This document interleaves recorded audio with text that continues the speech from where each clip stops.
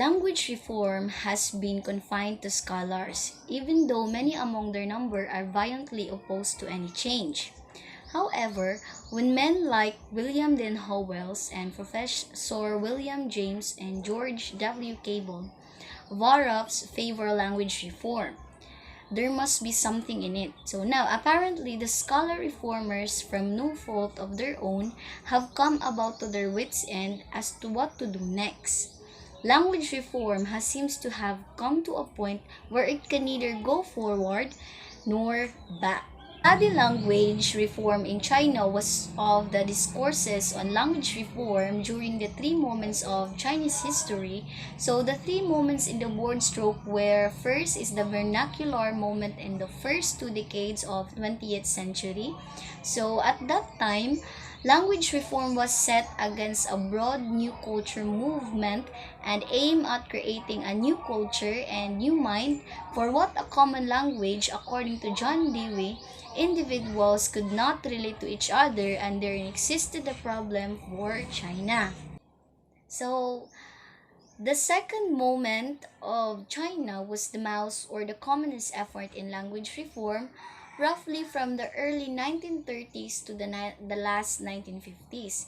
So at the time, the emphasis on language reform was on political interests responding to various social movements or tasks. So the aim of language reform was to mobilize the masses upon the premise that individualism should be combated.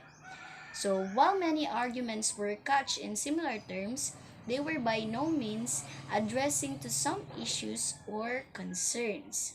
The third movement happened in the 1980s and 1990s, so the argument for language reform was for adopting a Romanized orthography is a set against computer use and information age.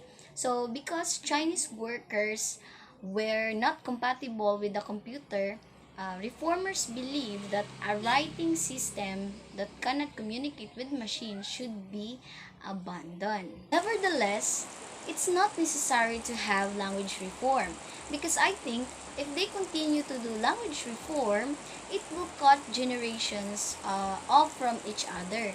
So learning a new system would not be able to read books published in the old system and vice versa.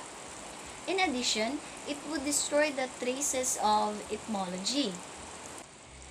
If we were to adapt a new system, ordinary people would no longer know the original words, and this would be a great loss. If it's not broke, don't change it. Language reform is for those who want to change things for the sake of it. That would be all, and thank you for watching this video.